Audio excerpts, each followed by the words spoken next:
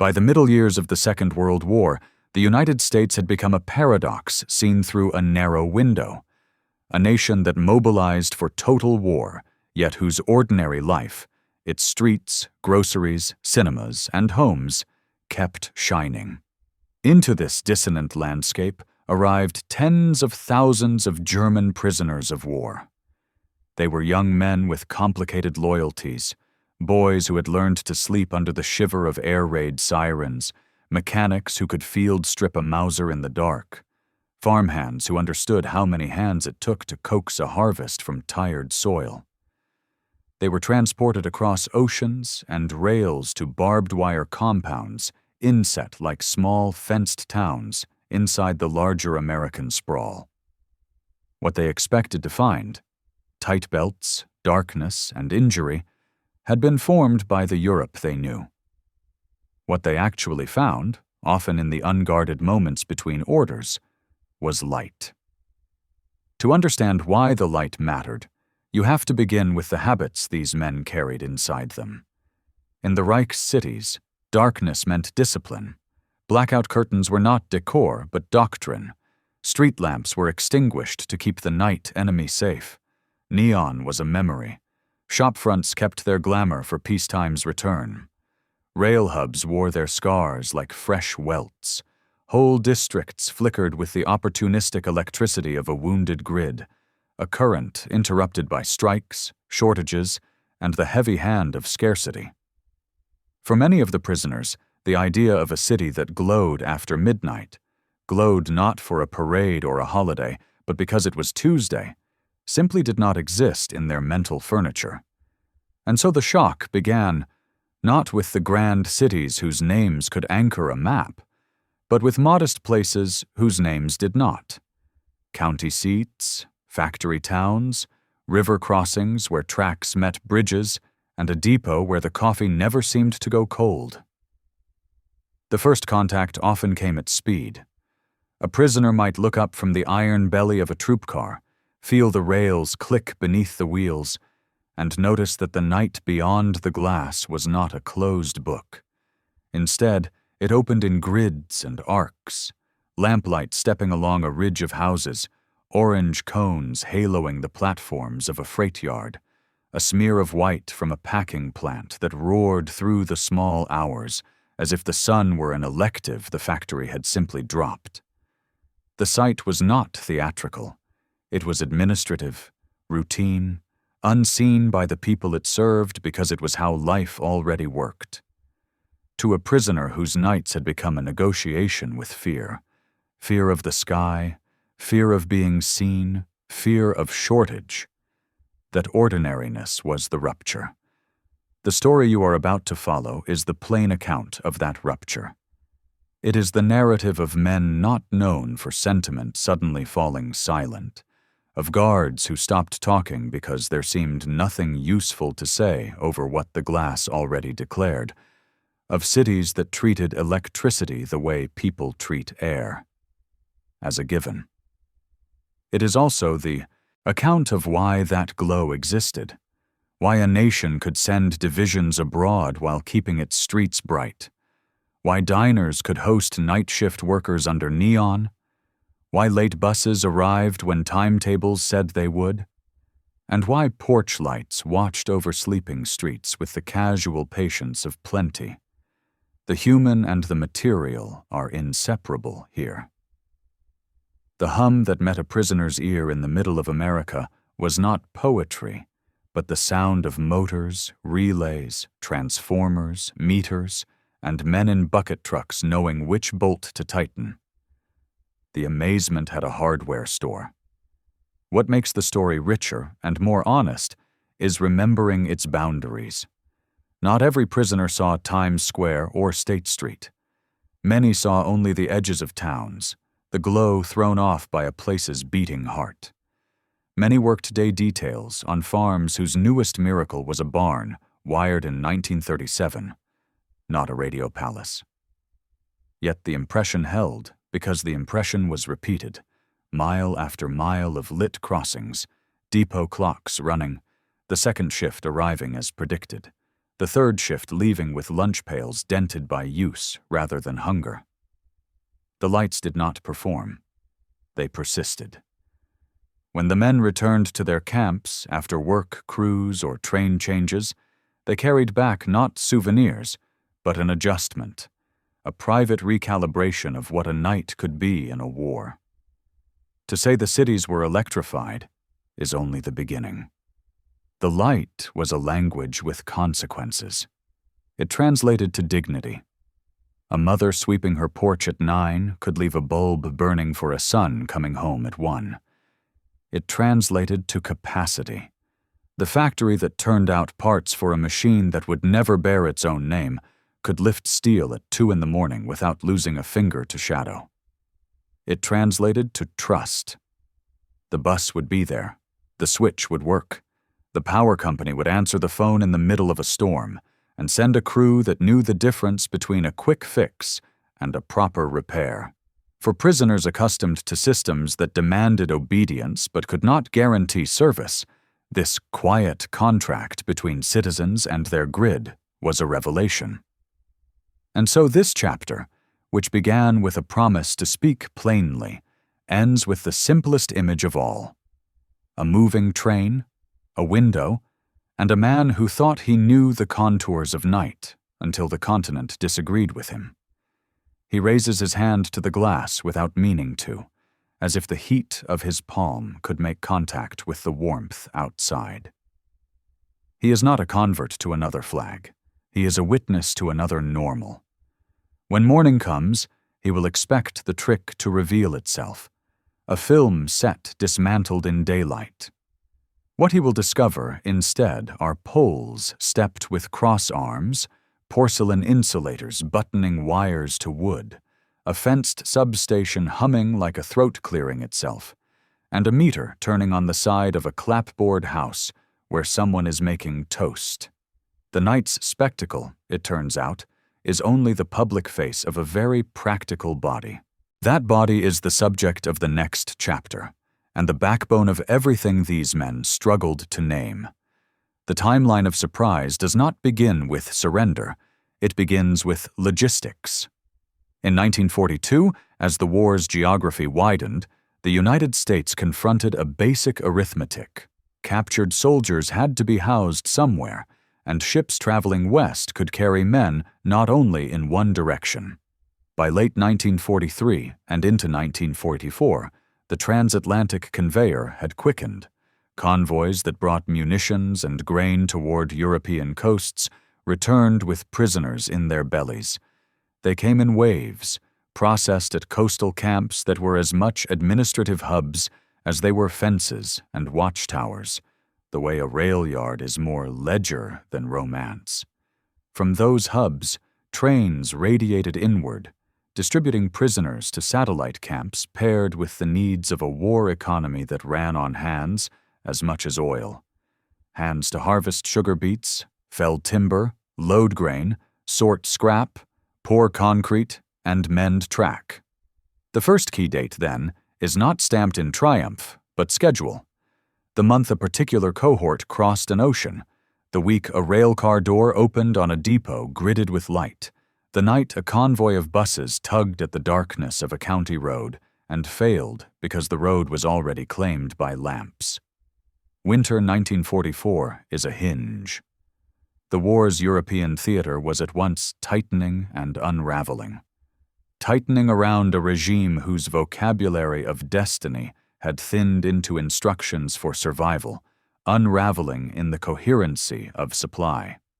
On a night in December, a troop train crossed the Midwest through a series of towns so modest that a man could walk them end to end before a cigarette burned his fingers. And yet the towns glowed like continuations of each other, as if stitched into one longer place by a single, unbroken current. The prisoners, arrayed in their compartments, fell into a common silence that their guards misread as fatigue. It was not exhaustion, it was recalibration. The first marker on the timeline is that silence, the moment a mind trades an old map for a newer one without fanfare. It is notable not because it is dramatic, but because men who were trained to notice kill boxes and fields of fire were noticing street lamps and storefronts and the white throat of a packing plant breathing steam into the night. By early 1945, the rhythm of placements and work details had settled into the tempo of any large enterprise. Camps were small economies with monotonous days, morning counts, assignments, transport to fields or mills, return, meals, letters, sleep. The anomaly was the hour. Many assignments existed precisely because hours existed even in the dark. When a mechanical shop ran a night shift to feed a day shift somewhere else, when a cannery kept fruit from spoiling by running belts after midnight, when a rail yard arranged cars under a sky written with signals, it created work that occurred in a world that, for these men, should not have existed. A world where darkness was not a curfew, but a setting. The second marker on the timeline, then, is the early 1945 work detail that brings a group to the edge of a plant at 1:50 in the morning. They are not asked to lift steel or cut meat. Their task is modest, a supplemental crew to move pallets or sweep a dock. Their task is actually irrelevant to them. What matters is what surrounds it. Light blasting across concrete as if space were day, a whistle that has meaning only because a schedule exists, a convoy of exhausted Americans arriving late, but exactly when the paper on a wall said they would. The prisoners recognize discipline when they see it. What they have not seen before is discipline in service of abundance. The third marker comes at the ragged edge of the war, when repatriation is a season rather than a date. In late 1945, a bus threads past a county seat's main street at an hour no one back home would consider polite. The shops are closed, but the signs are not dead. A neon pharmacy cross-cycles. A movie marquee steps through titles that won't return for the matinee. The streetcar wires hum, waiting. On the bus, somewhere between boredom and anticipation, a line of men performs the guarded ritual that has become second nature, a joke to make the awe seem smaller. Somebody calls the street a fairground. Somebody else says the fair must never pack up its tents. They laugh because laughter is a safer container than confession. But in the half-second after the laugh, a more serious truth lands. A town that can glow like this without ceremony can do other difficult things without announcing them. Between those markers, the calendar looks ordinary, which is the point. The wider war supplies its own tectonics, fronts moving, cities falling, governments collapsing under the weight of their promises. But the prisoner's immediate world is a schedule, a train diagram, a roster, a set of shift changes. The drama is not the drumbeat of tactics. It is the way electricity erases drama where it is not needed. A prisoner who writes home mentions not a spectacle, but a steadiness. He notes, almost guiltily, that the guard who escorts him has a watch that is always right, that the bus arrives at the time posted, that the lights in the barracks do not stutter when a storm claws at the wire. It is dangerous to say these things aloud, so he writes them in a way that looks like weather. The timeline stretches back, too, because no present is freestanding. The reason those nights exist lies in a previous decade's argument about how far wire should go and who should pay for it. Lines were strung because a generation decided that poverty was not a romance, and darkness was not a virtue. Utilities, municipal, cooperative, and private, rose in a braided arrangement that did not care for purity, but cared very much for service. When the war came, it was not a new system pressed into duty. It was an old system asked to do more and discovered to be capable. That prehistory belongs to another chapter, but on the timeline it appears as a ghost label. 1930s, the decade the countryside began to glow. And then the timeline moves forward past the fence line. The final marker in this early sequence is not a date, but a departure. the moment when transport reverses direction and men carry their astonishments home. In 1946, a train heads east instead of west, a ship east instead of west, and the light dissolves into memory that hardens into expectation. The men do not carry lamps in their kit bags. They carry something less photogenic and more subversive, a private standard against which to measure the promises of anyone who says the night must be dark for safety, that shortages are virtues, that systems are for other people. The timeline is therefore not only about when events happened, it is about when assumptions changed. A war ends by treaty. A mind ends a war by resetting its sense of the ordinary. The rest of this story explores that reset by counting circuits and listening to motors, by walking through plants at 2 a.m, and by staring, as these men did, through a window that insisted a continent had tamed the night. Electricity is a word that pretends to be simple, and light is a phenomenon that pretends to be self-explanatory.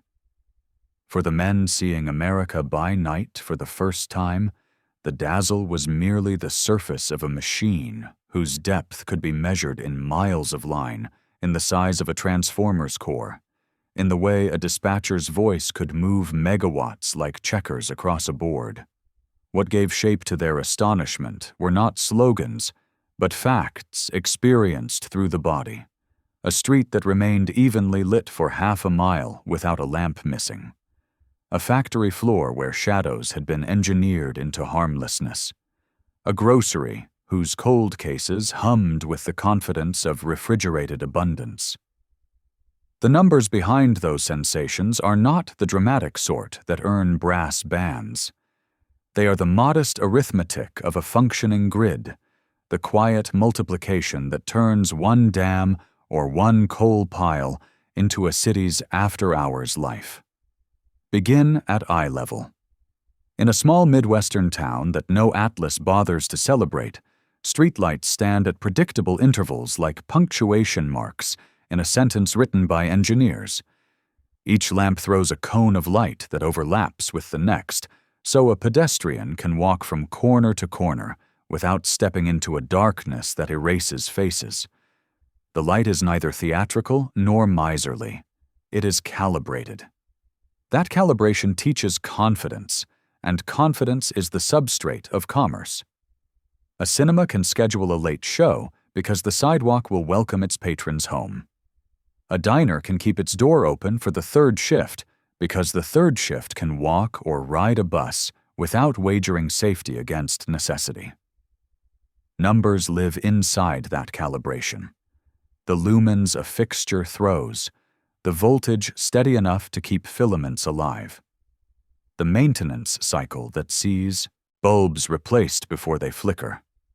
A prisoner who has never thought of lux or line voltage nevertheless feels the truth of those values under his feet. Now widen the frame to the places where the night gets loud. Factories that turn out parts never finished under their own roofs run their belts in the small hours because electricity has no allegiance to the sun. Motors spin with a dependability that does not ask forgiveness. Hoists lift with a steadiness that keeps fingers and pride intact. The first time a prisoner watches a crane glide along its rails under floodlights, he may feel he is watching a performance staged for him. The third time, he realizes he is watching a rhythm no one notices because it is the rhythm of work made routine. With routine comes throughput. With throughput comes the sort of numbers that do not read like poetry, but which build the world. Widgets per hour, crates per night, freight cars assembled for daylight departure. Those figures ride on the back of amperage that does not flinch when two belts start at once, on the cushion provided by transformers that even out-demand spikes the way a calm voice evens out a meeting tipping toward chaos. Even the humbler arithmetic of a grocery can re-educate a man. Cold is a luxury where coal is short, and ice is shaped by weather rather than commerce. In an American store, cold is a commodity so common that it has become invisible. The glass doors of a refrigerated case condense a light sweat as customers move through. The compressor kicks on without fanfare. Milk that would sour by afternoon in a hot kitchen waits on shelves for a shopper who could not leave work until 10. When a prisoner passes such a store after a late detail, what he is seeing is not just light, but time being treated with respect. Electricity has turned the night from an enemy into a servant, and in doing so has multiplied the usable hours of a family's life. That multiplication is not scored in speeches. It is scored in the ability to plan, to promise, to keep promises. Underpinning these sites is a web most visible where it pretends not to be. Poles carry wires, but the significance lies in the pattern. Cross arms stepped like a ladder, insulators spaced with the regularity of someone who trusts the math, down guy anchors holding tension at corners where streets turn, and wires must follow. Substations do their work behind chain link, and signs that say to keep away, yet even from a distance, a trained eye can read their purpose. A field of steel frames supporting transformers as big as delivery vans, bus bars mapping invisible rivers of current, switches whose arcs are contained and tamed by the right geometry of air and porcelain. For the prisoner who has grown up in the shadow of a state that loved pageants, the anti-pageantry of this equipment is a lesson more potent than any parade. The spectacle is not in the shape of the gear. It is in the predictability of the service it makes possible. Predictability is the most grown-up of virtues. The final layer, the one that gives the whole machine its poise, is human. Dispatchers sit at boards in rooms that look like churches without saints, their lit panels showing load here, outage there, reserve margin held like a hand on a shoulder. Linemen share a language of parts that lets a crew from one county help another after a storm without wasting time on translation. A clerk in a storefront office takes a call about a light that has gone bad and knows which truck to send because maps have been drawn before need appeared. The most consequential numbers are quietly moral, response times measured in minutes rather than excuses measured in days, rates calculated so a household does not have to choose between light and food, agreements between utilities that mean no one waits for pride to heal before help arrives. When a prisoner says later that the American night looked rich, what he is struggling to name is not guilt, it is redundancy. It is the capacity to fail gracefully and recover quickly, the opposite of the brittleness he has learned to expect from systems that wear uniforms and bark orders. These fast facts, lamps in sequence, motors unbothered, cold as commodity, substations that hum without posing, crews that appear when called, explain why the astonishment did not evaporate with the dew. The men who saw these things were not naifs. They understood that light could be propaganda and neon a lie. They also understood patterns. If a lie is to be believed, it must be curated. What they saw was not curation, it was accumulation. The glow did not come from a single plaza built to impress. It came from intersection after intersection that behaved as expected, from alley after alley that turned out to have its own small glow above a back door, from a dozen neighborhoods whose names no one bothered to remember because names were unnecessary to systems that served everyone. In that ubiquity lay the shock. Plenty made casual. We will carry these facts forward because they will keep our story honest when it veers into memory, and memory is jealous. In the next chapter, we stop moving long enough to watch the first case study unfold at the speed of a train cutting the dark. Men in compartments, a stove in the corner, and a window that insists the world is larger than the doctrine they were handed. The numbers have set the stage. The people will take it from here. Night travel compresses a life into small rituals. The guards check watches they trust. The prisoners pretend indifference they do not feel.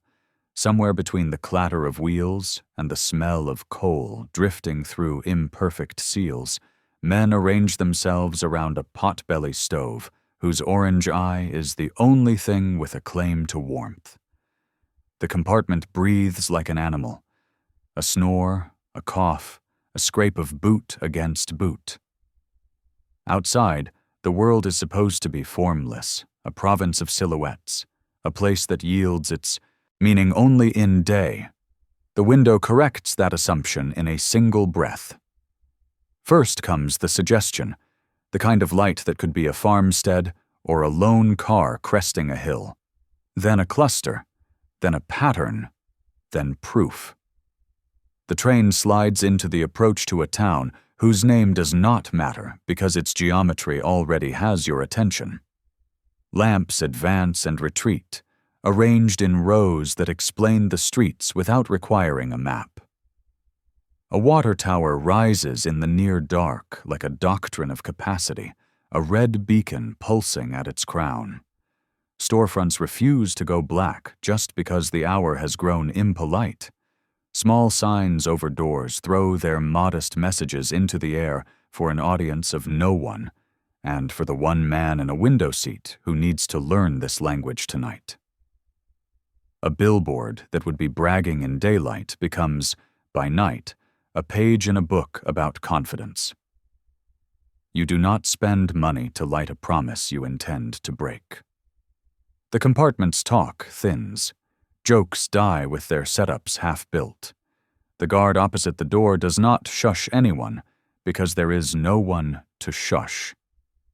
He mutters something about the plant ahead never sleeping, as if apologizing for the fact that work does not wait for the sun in this part of the world. The words fall into the same basin as the light and take on the same meaning. Never sleeping is not fatigue. It is capacity. A prisoner who has believed all his life that night is a tyranny realizes that here night is an accommodation. The thought lands with the weight of a secret, and like most secrets, it cannot be handled too often, or it breaks. Then the factory arrives. It does not appear so much as insist. Floodlights turn steel into paper cutouts, shadows into obedient shapes that do not hide blades. Steam writes cursive above the roofline. A hoist moves with the dignity of something that has been trusted with weight many times before and never betrayed that trust. Trucks reverse against a dock under lamps that make the painted lines on the concrete look like commandments. Somewhere inside, on a floor the prisoners will never walk. A man lifts his hand to a start button and listens for the sound that says a motor has accepted the world. In the compartment, no one can hear that sound, and yet the lamps are its visible syllables. Between towns, the train returns to the country's softer dark. Even that dark is not quite the dark the men were raised to respect. Farmhouses glow like low constellations. A lantern moves in a barn and becomes an electric bulb steadied by a grid that has already colonized the fence lines. A crossing awakens ahead of the locomotive. Gates lower. A bell rings. The red lights pulse in pairs with the perfect indifference of machines that will do their duty forever, because that is what they were built to do. The prisoners are not engineers, but they understand repetition. What persuades them is not a single bright street. It is the recurrence of brightness where no sign has announced an exception. Memory leans forward when the train slows. Depots at night are stories all their own. A clock that is correct. A ticket window that will open at 6 because the paper says 6. A bench with men who have learned to sleep lightly, confident that they will wake in time because the timetable has been telling the truth for years and will not pick tonight to start lying. A vending machine sells something too sweet for the hour to a guard who needs his own small candle against the chill. In that depot light, the uniforms look less like uniforms and more like clothing. The men look like men. The train moves again, and somewhere in the compartment, a thought that has not been permitted raises its head. If a nation can keep 1,000 small promises, lamps that come on, buses that arrive, factories that lift weights safely, stores that keep milk cold, what else can it keep? The thought is not treason. It is hunger seeking a better kitchen. The prisoner does not betray allegiance by wanting his family to live in a place where a porch light is understood as a kindness rather than a risk.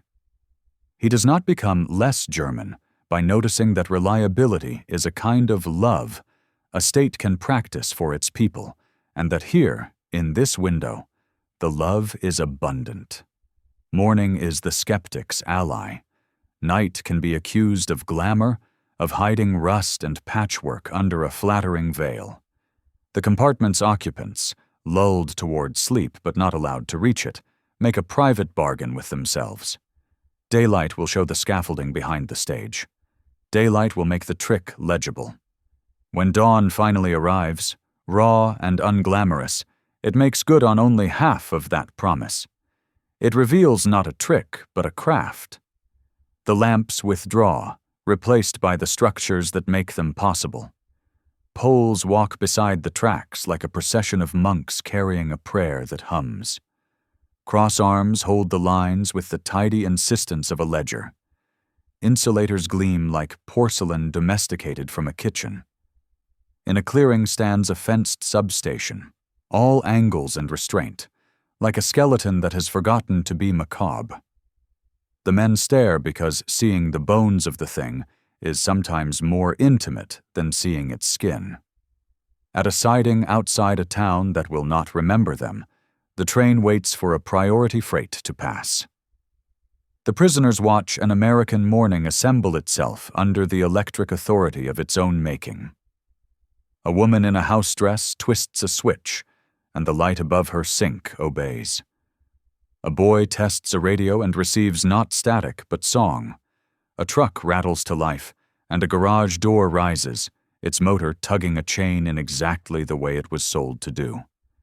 The factory that burned midnight oil now squints into day without pausing, its belts unafraid of the hour. The guard who has decided not to speak nods toward the town and says nothing more enlightening than, "Told you." In the space between two words, he has confessed that he, too, trusts this predictability, and perhaps even loves it. By the time the train moves again, the men have absorbed a lesson no one intended to teach. The United States did not set out to impress them with light. The United States set out to light its own life, and the impressiveness is a side effect. That is why the memory will stick. It was not a show. It was a routine that functioned equally well without an audience. When these men are delivered to a camp whose routine runs on the same current, roll call at 7 under lights that do not fail, a mess hall whose ovens are honest, a barracks whose bulbs click on every time, the Windows education will continue. And later, when they are moved to a work detail that brings them within earshot of a plant at 1:50 in the morning, what they saw in motion will meet what they feel underfoot. The window has done its job. The ground will do the rest. Daylight takes away excuses. In the gray honesty of morning, the glamour that rode the rails all night presents its source without coyness. Poles line the right-of-way like an honor guard, shouldering cross arms with the quiet endurance of wood that knows its job. The lines strung between them do not sag carelessly. They stride, measured and disciplined, over streets that have already shaken off sleep. If the night taught the men to believe in abundance, day teaches them the alphabet of its construction. It begins with the first thing anyone can touch: a switch. A woman's hand turns it, a lamp obeys, and behind that simple obedience stands a cathedral of parts. Fused cutouts the size of a man's forearm, reclosers that think in milliseconds, transformers wrapped in oil and steel, bus bars bare and shining inside fences that politely but firmly say, "Keep out." The prisoners do not know these names, but they can read the result. They watch a lineman clatter down from the bucket of a truck and seal a cabinet with a practiced twist of a wrench. A child on a bicycle calls him by his first name, and that intimacy is the most revealing fact of all. The grid is not a mystery cult. It is a neighborhood craft. Walk a block off the main street, and the design reveals its conservatism. Conduit runs where storms might tug at bare wire. Guy wires anchor corners where tensions want to snatch a pole sideways. Substations are not monuments. They are plain, fenced rectangles where voltage is tamed in deliberate steps. Standing nearby, you can feel the low, furred thrum of the cores, as if the air itself purrs. A sign states a number. Kilovolts stepping down to distribution voltages. And in that single conversion is the story of a continent that decided power should travel far and arrive politely. The geometry is and isn't beautiful. It has no ornament, but it has the good manners of equipment that won't surprise you, and that is its own aesthetic. The men who keep it honest carry a taxonomy in their heads like a prayer. Which insulator belongs where? Which crimp belongs on which gauge? Which splice kit seals in rain and shrugs off ice? They own a key no ideology can counterfeit: interchangeability. Apart from a warehouse 2 states away fits here. A truck from a neighboring town rolls in after a storm and understands every bolt. Systems that punish improvisation make a virtue of predictability instead, and that is why a streetlight that failed at 2 in the morning glows again by 2 in the afternoon, as if it had only stopped to catch its breath. The hardware's humility hides a more radical truth. Reliability is not an accident. It begins far upstream, where rivers have been bent to human timing by concrete and patience. In some places it begins under mountains, where seams of coal feed boilers with the steadiness of a metronome. In others it begins under spinning blades that slice wind into torque. All of that origin disappears into copper that runs overhead or under sidewalks, and the public meets it only at the point where a service drop leans into a clapboard wall and a meter spins like a wristwatch that never lies. A prisoner standing beneath those wires, eyes moving from insulator to insulator, is reading a history lesson in materials science, in public finance, and in the unromantic art of maintenance. The city did not keep the night at bay with hope. It did it with procurement, training, schedules, spares, and crews who sleep in their trucks when ice takes the county by the throat. At the edge of town, the grid shows its muscles more openly. A yard-sized field of steel frames supports ceramic cylinders as big as barrels. Knife switches with long handles, like levers in a conductor's cab, stand ready to reroute load in a choreography no passerby will ever see. 2 men in hard hats talk without hurry, pointing with their chins. From their gestures alone, you can tell that none of this is precious. It is only important. They do not speak about megawatts. They speak about Joe's crew finishing a run before lunch, about the feeder on the south side being touchy in summer, about how the new regulator's tap settings were a little too ambitious and will be ratcheted back by Friday. The conversation is pragmatic, but it carries a hint of pride that does not need trumpets. When a truck backs up, the man standing as spotter uses one hand to wave and one to cradle a paper cup of coffee. His posture, half casual, half vigilant, mirrors the posture of the grid itself. If you follow the wires into neighborhoods, you discover the quiet genius that makes heavy things feel light. Distribution is a craft of scaling the extraordinary into the ordinary until it vanishes.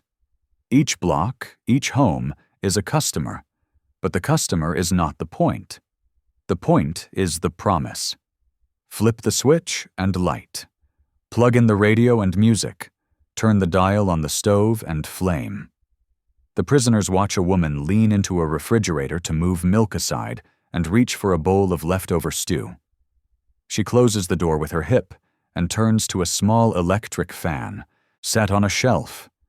Its blades, cheap and cheerful, chop the air into comfort. None of this is opulence. It is competence, repeated so many times that it becomes climate. Competence has hardware, breakers that trip when they should and do not when they shouldn't, sockets that grip a plug with the exact right force, cords that humbly carry load all day and sleep like contented snakes on the kitchen floor all night. Competence also has rituals, the meter reader stepping across a lawn and tipping his cap, the bill arriving with a rate schedule printed in patient type, the poster thumbtacked at the grocer announcing that crews will be stringing new line down the county road next week and to expect brief interruptions Tuesday morning. The material world touches the symbolic in places so lowly a poet might miss them. A porch bulb left on is a semaphore. Someone coming home late is expected and wanted. A street lamp throwing a circle onto asphalt is a declaration that the street belongs to the public not only at noon, when anyone can watch it, but also at midnight, when the unsupervised should still feel at ease. A small sign screwed to a pole that says the utility will pay $5 for information leading to the arrest of vandals is not a threat. It is a reminder that the grid is a commons, and commons work because they are loved. The prisoners, who have been taught to think of wealth as a thing concentrated into palaces, begin to understand that real wealth may be the opposite, a thing diffused, diluted into so many lights and outlets that no single site can contain it. The hardware is a democracy of metal and porcelain. In one work detail, a group of prisoners is sent with guards to clear brush not far from a substation. Their job is not glamorous: a chainsaw, a stack of limbs, the smell of sap on work gloves. But it places them within earshot of the city's heartbeat. The low thrumming becomes a bass line so natural that after an hour they no longer hear it, until a breaker operates somewhere upriver and the tone changes like a key shift in music. They look up involuntarily, their bodies reading the change before their minds. A guard, noticing their heads lift in unison, grins without cruelty and says, "She's just rolling load." The pronoun lands strangely. This thing is a she, a living organism that breathes and regulates. The men look back at their work because not looking would be to confess a fascination that has become intimate. The intimacy widens on a thunder day. Clouds stack, the air grows heavy, the first drops knock dust into perfume. Somewhere beyond the hill, lightning stutters. Minutes later, a truck noses down the lane with a calm that says this is not the first storm and will not be the last. The crew moves like a practiced phrase. Cones out, ladder up. A man in a harness swivels into the sky where he becomes small and brave. A supervisor at ground level folds his hands behind his back and watches as if observing a ritual he has seen 1,000 times and still respects. The prisoners, allowed a pause as the storm's gust front barrels over them, watch with a concentration they would deny if asked. When the worker on the pole calls down a number and the worker on the ground reads it back, the call and response sounds like a liturgy written in ohms and amps. The storm passes. The cones return to the truck. The lights never went out. It is almost disappointing. Drama promises a story, reliability denies it, and in that denial lies the deep morality of the grid. When the day is done and the work detail returns to the camp, the evening's glow will feel less like magic because the men have seen its bones. But the deflation is not disillusionment, it is respect. To have seen the hardware is to have seen a kind of courage that doesn't wear medals. The courage is not in the scale of the dams or the height of the towers. It is in the promise made to strangers that when they touch a switch, they will not be betrayed. That promise is nailed to poles, poured into footings, pressed into switchgear, bolted to cross arms, and carried in the pockets of men whose names the public rarely learns.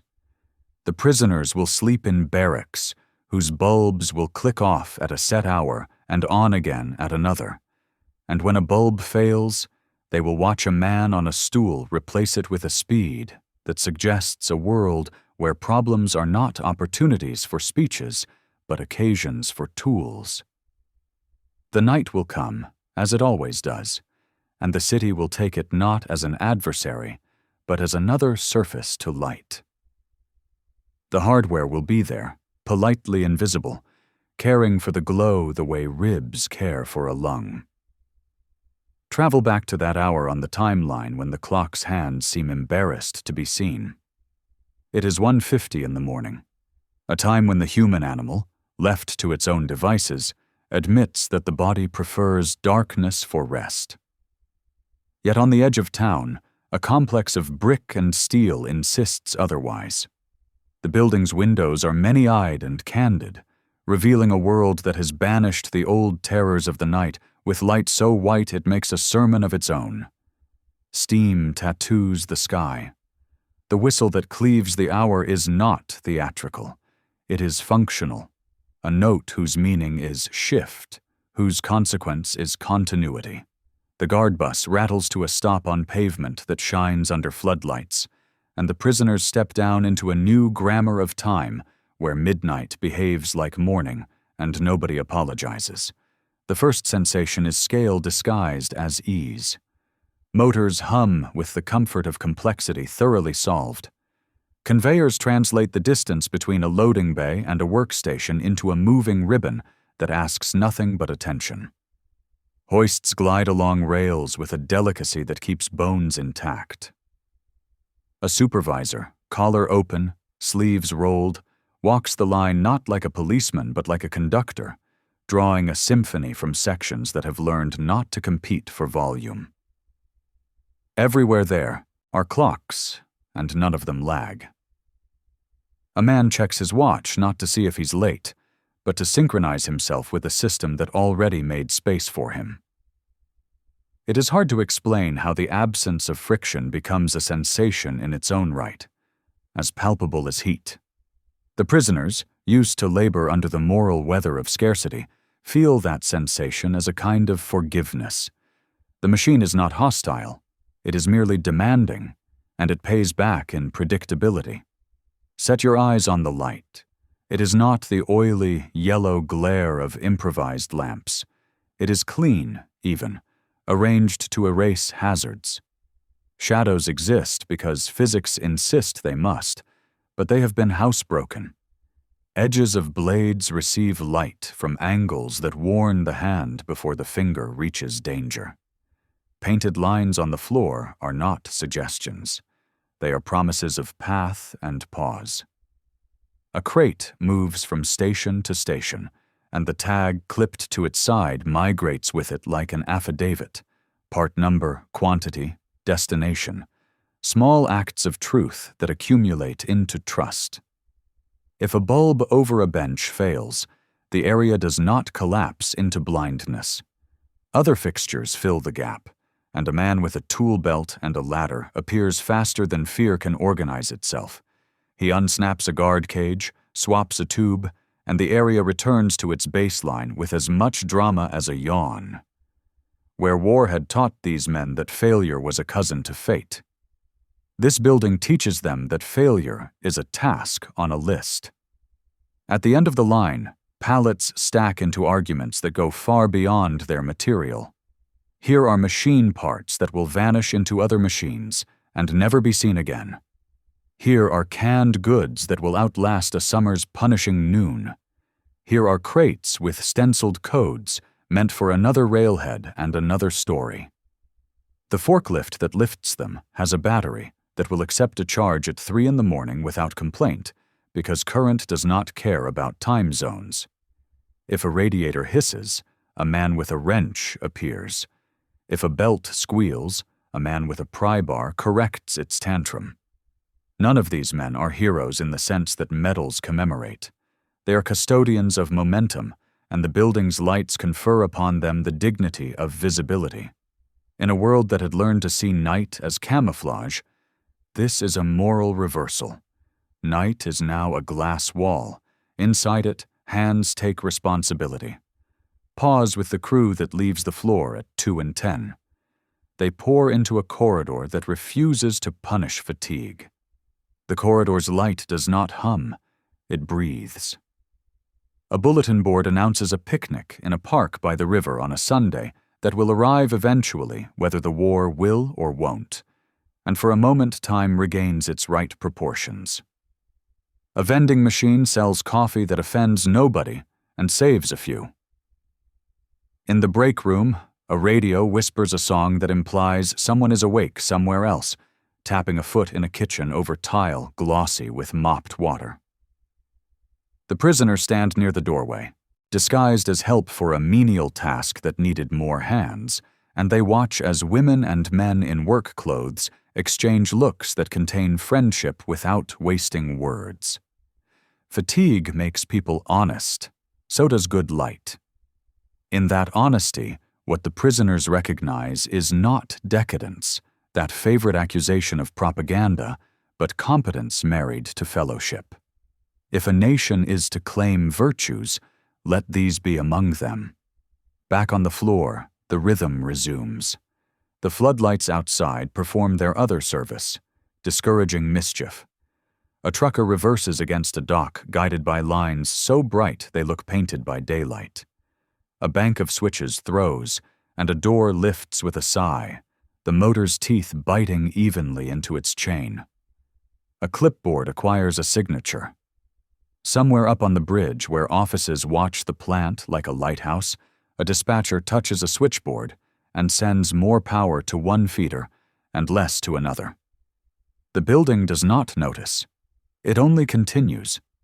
A visitor might call this relentlessness. A worker would call it mercy. Work is hard enough without the universe fighting back. When the system sides with you, effort stops being a fight and becomes a craft. The prisoners had been raised on a catechism that sanctified suffering, as if hardship were a sacrament and comfort a sin, as if efficiency were a trick played by cowards who refused to feel the weight of the world. Here, the catechism fails. The weight of the world is felt with exquisite clarity, and the clarity is liberating.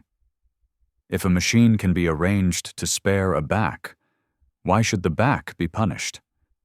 If a knight can be arranged to protect a hand, why should blood purchase proof of virtue? The men do not articulate these as policies. They feel them in their sinews as they watch. The plant converts principle into physics. Give a worker light, and he will keep his fingers. Give a schedule a backbone, and it will keep a promise. At 2:55, a sequence begins the veterans can read without a written order. A bell sounds, not for the end of the world, but for the end of the hour. A team moves to a changeover point with the choreography of men who hate wasted steps more than they hate bosses. A matronly figure with a clipboard nods each name into or out of the next stanza of the song. Laughter is not forbidden. It is rationed by need. A new crew takes its places, sliding into the light as easily as a hand into a well-worn glove. The machine does not lurch. It resumes, as if it had only inhaled. Outside, the sky over the city's edge looks thinner, not because the sun is rising, but because the floodlights have written temporary daylight onto clouds. The prisoners understand suddenly how this odd little nation has multiplied itself without swelling into a myth. It has rewritten the hours. Where their own nights at home had become spaces of fear and deprivation, nights here have been enlisted into service. Hours once grudging are now generous. Before they leave, a small thing happens that will refuse to leave their minds. A mechanic walks past a control panel and frowns, not deeply, just enough to register that something is off by a hair. He presses a finger to a gauge and reads it again. He reaches with his other hand and gives the tiniest of adjustments to a dial. The needle settles exactly where someone once decided it should live forever. No applause meets this act. No one even looks. The mechanic moves on like a man buttoning his coat against a wind he has learned to predict. In the scale of the war, nothing has changed. In the scale of meaning, everything has been affirmed. Precision is not an affectation. It is an ethic. The bus back to the camp idles in a lane luminous enough to read by. The guards do not hurry anyone because the schedule already exerts its gentle pressure. The prisoners climb aboard and carry with them the smell of oil and steel, the sound of belts, the tightness of their own thoughts. Behind them the plant continues, its glow pouring across pavement like milk.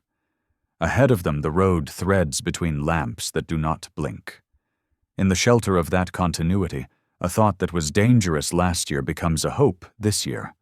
A life can be built on systems that keep their promises, and those systems can run even when the sky is black, and the clock has grown honest about how little it matters.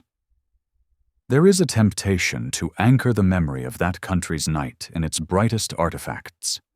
The marquee that sings its capitalism in letters 20 inches high. The green cross of a pharmacy pulsing with a nurse's steady patience. The diner whose sign loops a cursive name like a signature the town never tires of writing. Those emblems certainly perform a role. They make the night sociable. They advertise the courage of staying open. They prove that aesthetics and electricity have learned to keep each other's company. But the more important theater is smaller and more stubborn. It is the ordinary glow that stitches a domestic world together after dark, until the fabric of the evening becomes as trustworthy as the morning. The prisoners discover this not in parades of neon, though they love those, but in the domestic geographies, where light is an ethic rather than an exhibition.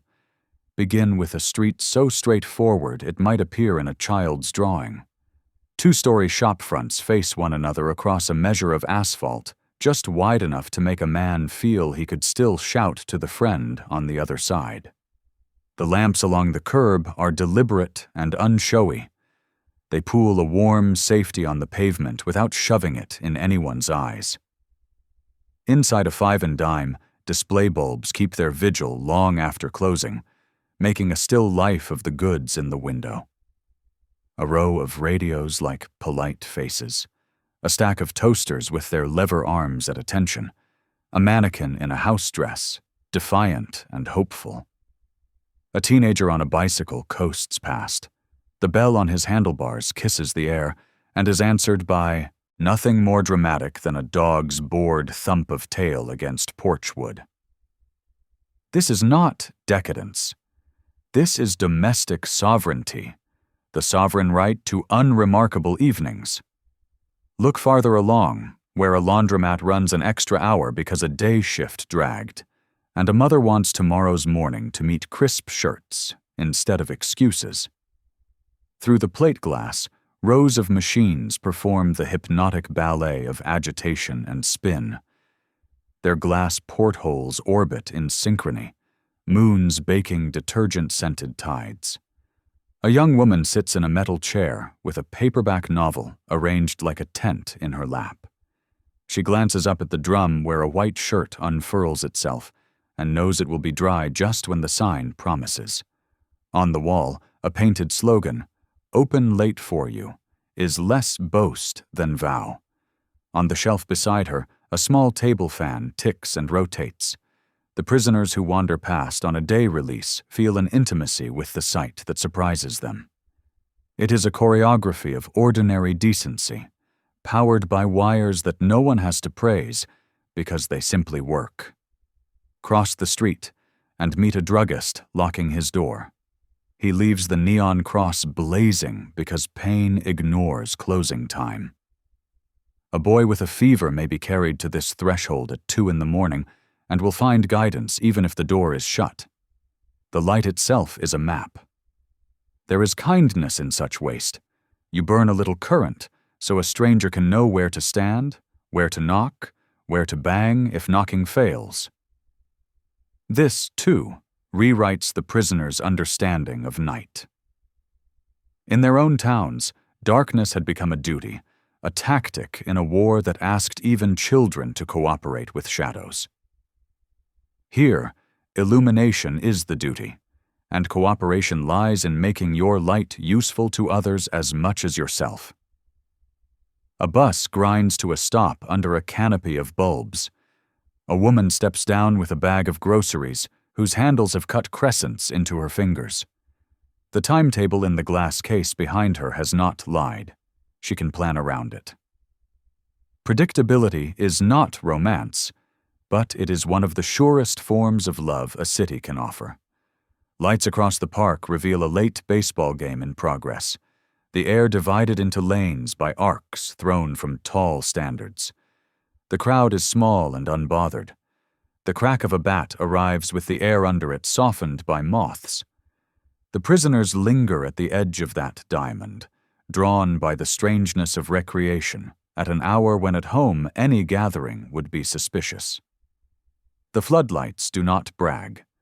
They lift a small civic joy into legitimacy, as if to say that pleasure is not dereliction, but maintenance of the soul. In a rowhouse kitchen, a man returning from a second shift twists a knob and watches a burner contribute a ring of honest blue to the world. He cracks 2 eggs into a pan, with the practiced generosity of a person who knows even small rituals deserve precision. The radio on the counter murmurs weather as if it were gossip. His wife, half asleep in the doorway, smiles at the smell and knows that the coffee she left in the percolator will reward her foresight. The prisoners cannot see this scene. They can infer it from 100 glances into windows that do not bother to dress themselves for a passer-by. The inference makes them quiet. War likes to declare that it owns the night. Here the claim is contested, and, on most evenings, defeated by a coalition of humble appliances and stubborn routines. The neon, when it appears, rides this tide of domestic light like a carnival on a river. A theater's marquee flips through titles in letters translucent from behind, the bulbs surrounding them chasing themselves in patient loops.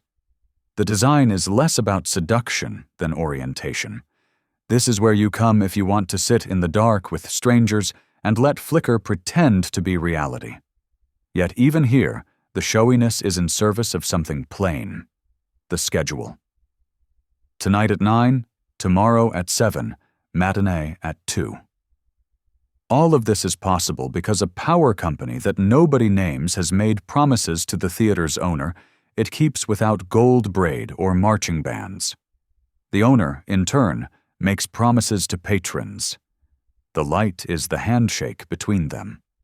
For a visitor trained by scarcity, the truly radical sight is a porch bulb left burning for no one in particular. It suggests a philosophy that contradicts austerity's stern teacher. Sometimes you prepare not for yourself, but for a hypothetical kindness: the late guest, the neighbor who forgot something, the teenager testing independence against curfew. The bulb spends itself for the social good. If there is extravagance here, it is the extravagance of trust. Systems that cannot afford to trust keep their fists clenched around minutes and lumens. Systems that have made themselves rich by being reliable open their hands and let a little light spill onto a stoop, a sidewalk, a face. On a different street, where small factories share space with houses, a siren sounds. Not the snarl of an air raid, but the polite yelp of a fire engine asking for room. Lamps along the road lift their brightness a degree, as if to help the engine's driver navigate the corner with grace. People step aside, as if they have rehearsed this 100 times because they have. The engine slides past, and the moment closes up behind it. The sequence is untheatrical and complete. In ordinary places, competence is spectacle. The prisoners were told that the enemy put on shows to hide weakness. What they witness instead is a choreography so practiced that it has no need for a spotlight, only enough light to show what hands are doing. In the morning, the neon dims and the mundane remains, proving that glamour is the least of the story. On a day of errand running, the prisoners march past a utility office on a side street. A placard in the window lists hours and speaks in an absurdly friendly tone about payment plans for hard months. Another flyer advertises a demonstration next Wednesday of new, electric irons that promise to save time and burned fingers. Such things would have been laughable in the cities they left, where industry spoke in commands and utilities spoke in abstractions. Here, the voice is local. You can walk through a door, put a bill on a counter, and ask a question. The person who answers will live 3 streets over and stand behind you at a high school football game in October under lights that cut breath into little clouds. Infrastructure has an address. When the day tips back into evening and the evening into night, the neon returns to its shifts and the mundane lights pick up their quiet labor where they left off. The prisoners drift toward their bunks past a town that has decided that the line between day and night is a preference, not a decree. That choice, made 1,000,000 times by technicians and clerks, by store owners and families, creates an atmosphere in which fear has fewer places to hide. These men will carry home with them a postcard memory of letters blazing over a theater. But under the picture will be the unphotographed certainty that the true miracle was the ordinary glow that came on when a hand touched a switch, and, as if by moral law, the bulb agreed. Any story that astonishes invites a chorus of second thoughts. Perhaps the light was staged, someone will say later. Perhaps guards led men down only the shiniest streets, past only the most obedient lamps. Perhaps the glow was a curtain raised to conceal shortages, a pageant engineered by a nation that learned propaganda as quickly as it learned mass production. The prisoners themselves entertained such suspicions in the first days, because suspicion is the discipline of the defeated. Yet over weeks and months, an accumulation of small evidence ground the myths into dust. The reality did not need to argue. It only needed to recur. The first myth, curation, dies of logistics. The men's impressions did not arrive by escorted parade through metropolitan showrooms. They arrived by happenstance and repetition. A view from a train window at an hour when no tour guide would choose to be eloquent. A walk from a temporary bus terminal to a work site because the regular terminal was being repaired. A wait on a depot bench while a switch engine shuffled cars under signals that blinked their private grammar to the darkness. When you see a thing once, it can be a trick. When you see it a dozen times in places whose only common quality is anonymity, it is the opposite of a trick. It is practice. The second myth, exceptionality, suffers the fate of exceptions that occur too often to keep their title.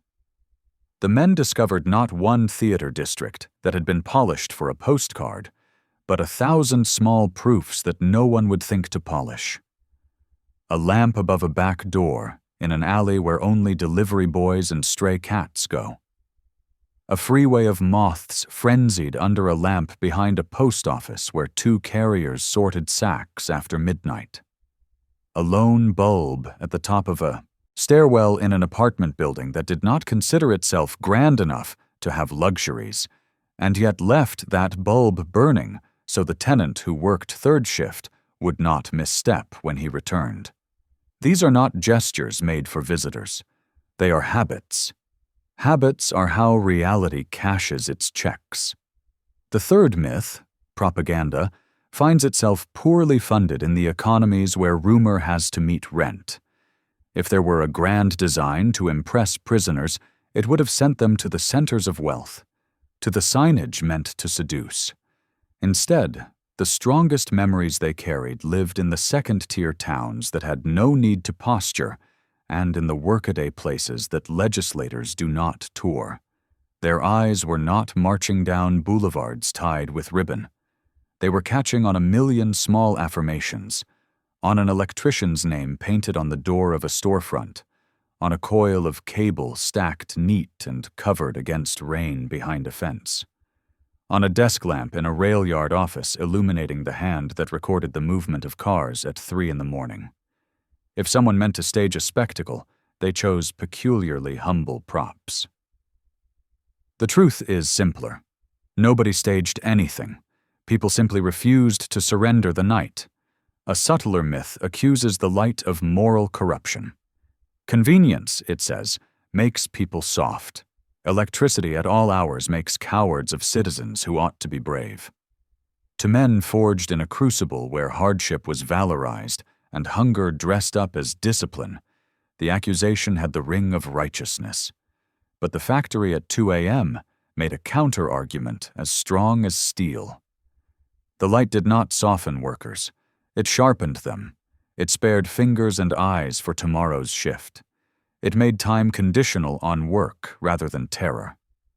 It took randomness, the tyrant that ruins both schedule and pride, and turned it into a bounded risk.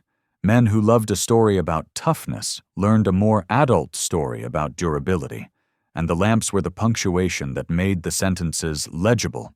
There is also the myth of American omnipotence, which flatters and distorts in equal measure. The prisoners could have been forgiven for thinking that a country that lit its neighborhoods with such easy care could do anything.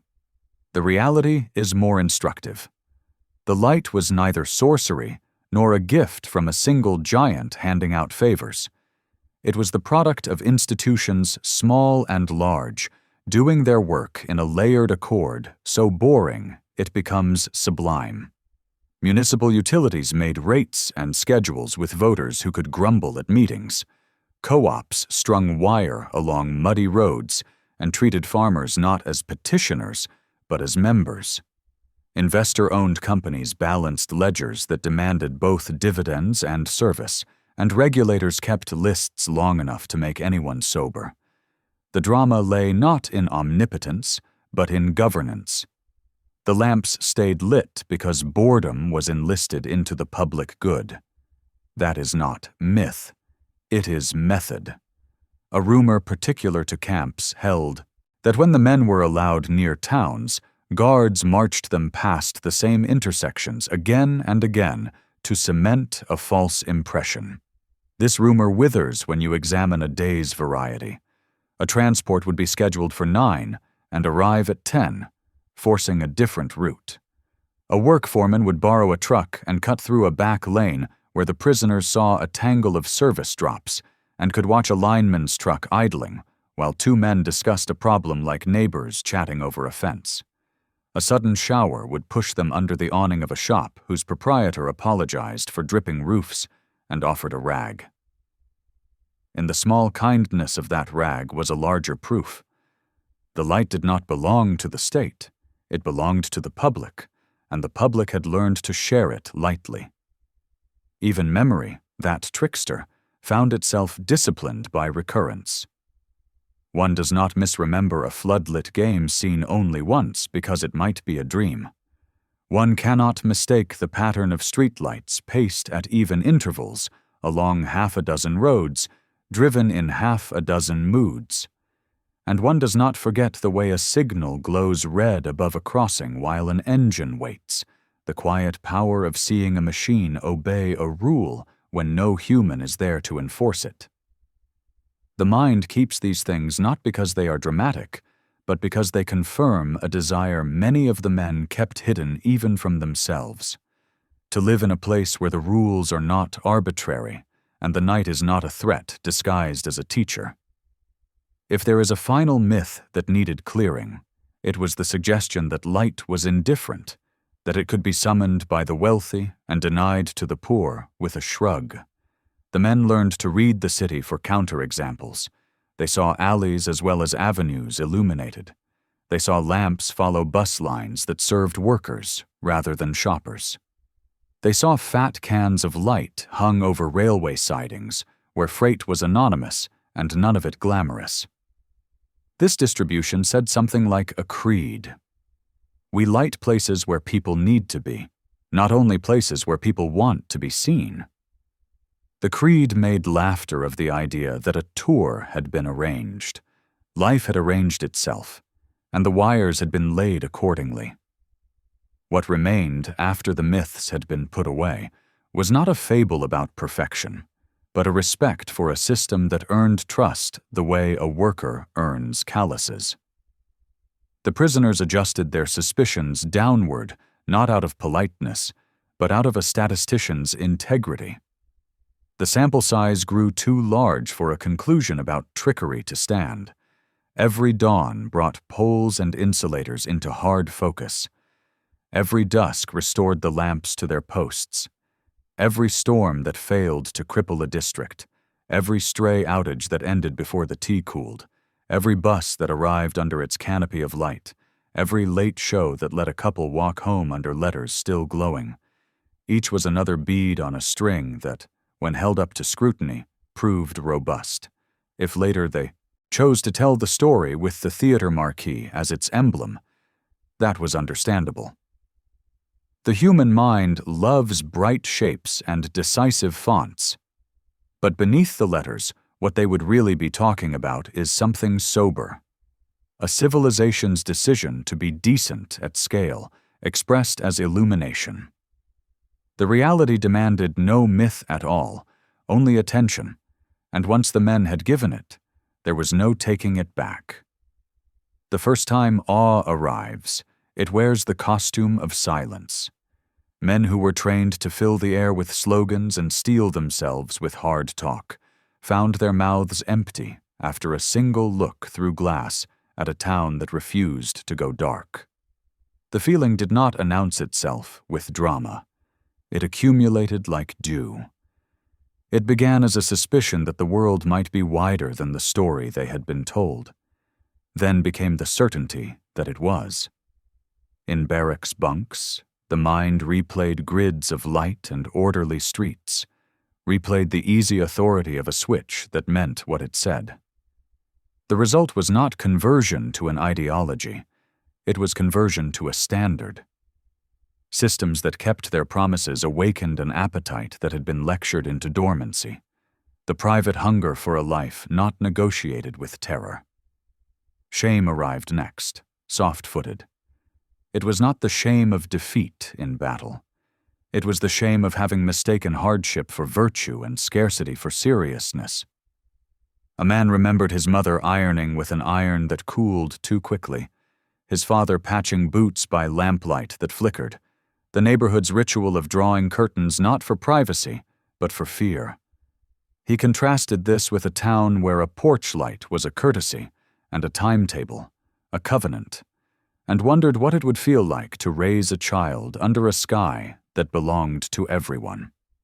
Envy complicated the feeling, but envy is only the shadow cast by hope. To envy such steadiness is to confess a future you would trust if given the tools. Not every soul bent the same way. Some resisted, clutching to pride like a talisman, insisting that brightness was decadence, that night work was an insult to nature, that convenience softened the will. Yet even in the mouths of the stubborn, the arguments felt second-hand. You cannot watch a factory spare fingers and call it corruption. You cannot watch a bus arrive by the grace of light and call it decadence. You cannot see a neon cross glowing over a closed pharmacy and call it weakness when you know a parent may need that glow at 3 a.m. The body itself overruled doctrine. Where fear had taught the heart to race, reliability slowed it. Where suspicion trained the eyes to narrow, predictability taught them to soften. A man does not become less himself when he sleeps without listening for sirens. He becomes more available to whatever decent work tomorrow requires. The most lasting change was quiet and stubborn. The recalibration of normal. Once you have stood under a lamp that is nobody's private privilege and everybody's right, you find it hard to believe later that darkness is noble. Once you have felt a city carry its people through night with the same care it shows them by day, you find it absurd when someone calls fragility a test of character. The glow settled into the bones as a measurement, a way to judge any leader or program. Does it keep its small promises? Does it make ordinary life easier, safer, more dignified? Does it allow work to be honest and play to be harmless? This is how a person changes without fanfare. The light outside rewrote the light within. Behind the glow stood a caste with no interest in applause. Municipal utilities with wooden meeting halls and long agendas. Rural cooperatives that learned every ditch by first name. Investor-owned companies that knew a ledger is a moral document when it includes the word service. Regulators who measured reliability in minutes and never forgave hours. The order of battle was not secret. Power was born at dams and boilers, walked steel and copper to substations that spoke fluent voltage, and stepped down into neighborhoods that met it with switches and sockets. But the choreography that kept it graceful belonged to people who chose dull virtues: maintenance, standardization, mutual aid, training, over spectacle. Standard parts did more than simplify repairs. They knit a continent into a mutual promise. A truck from one county could fix a wound in the next without asking a dictionary. A lineman promoted from apprentice to journeyman carried in his hands not only the craft of climbing and splicing, but the culture of never leaving a customer surprised. Dispatchers governed load with the calm of librarians, shelving megawatts where demand rose, withdrawing them where it fell. When storms barked, crews followed pre-written sentences: cones, harness, call and response, restore. The grammar mattered because it made room for grace under pressure. It let fallible people succeed at infallible tasks. Money and law, so often villains in stories, behaved here like guardrails. Rates were set where the public could complain. Dividends, where they existed, competed with an expectation so widely shared it felt like weather. Keep the current steady. Inspectors wrote dull reports that prevented fires that never happened. Auditors counted bolts and fuel and hours, and in doing so purchased an invisible surplus called trust. And everywhere, in offices with maps on the walls and coffee that never tasted quite right, lived a practical theology. Systems exist to serve, and service is the kind of power that does not have to shout. For a visitor from a culture where authority preferred uniforms to invoices, this was education. Strength was not a parade ground. It was a bucket truck rolling at midnight without sirens. The institutions here did not ask for love. They asked for competence and got it. A city lit by such machinery becomes more than bright. It becomes legible. Children can learn their streets by evening. Workers can stitch their days to nights without tearing. Lovers can walk the long way home. That is not romance. That is governance at its most human scale, the boring miracle of a promise kept. When transport reversed and ships pointed east, the men packed little that could be photographed. A few letters, a carved trinket, a habit of looking up at poles and counting cross arms like rosary beads. What mattered most weighed nothing. It lived as a private yardstick pressed into the pocket of the mind, ready to come out when authorities claimed that scarcity was a virtue or that darkness was discipline. You can argue with speeches. You cannot argue with a memory of a late bus arriving under a canopy of bulbs or a factory floor that turned danger into a manageable noun. On trains across a broken continent, they traded stories that sounded like boasts, but were in fact measurements.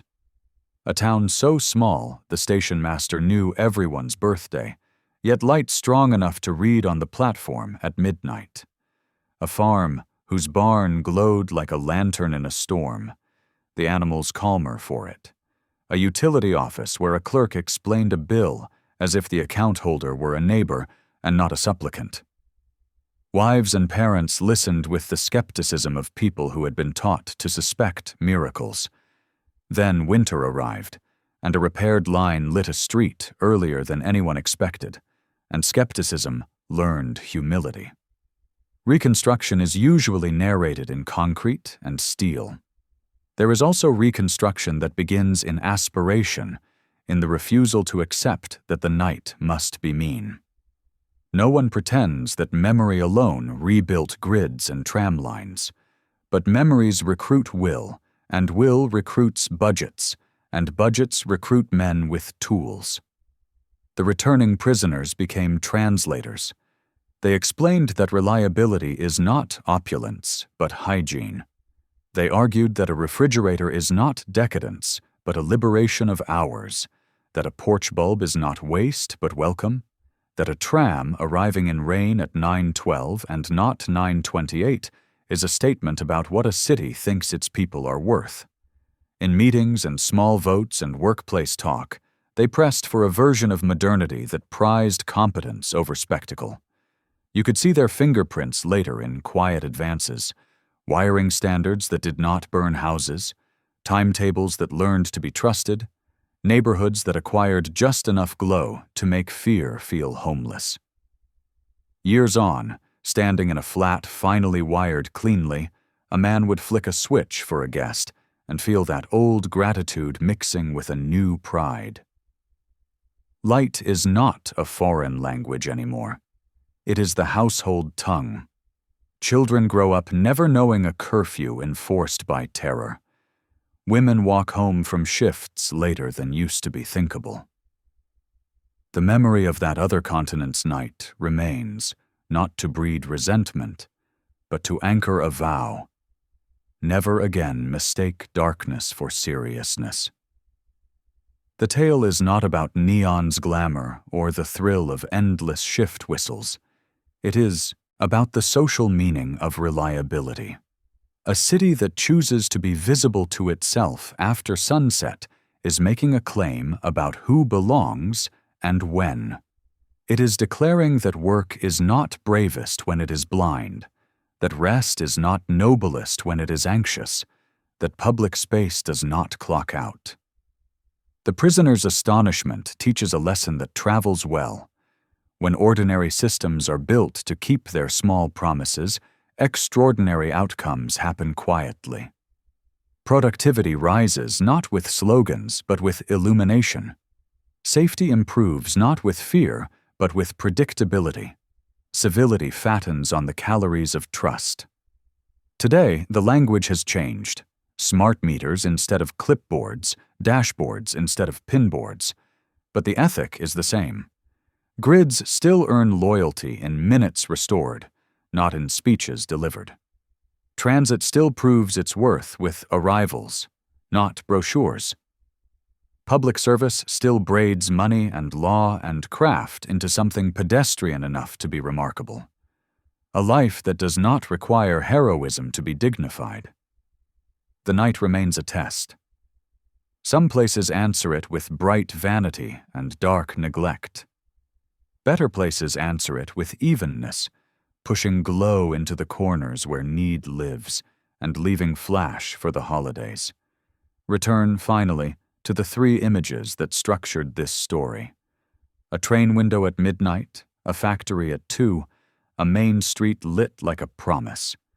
Each scene is a different exam, and each measures the same virtue. Through the glass, order repeats itself until the skeptic surrenders. Under floodlights, labor is protected until pride replaces bravado. Along the curb, domestic life is extended until fear runs out of arguments. Men once certain that night belonged to power learned that in a better arrangement it belongs to people. That knowledge did not make them less proud of where they came from. It made them more demanding of what they should expect. If there is a moral, it is modest and stern. A trustworthy glow is not decoration. It is citizenship, visible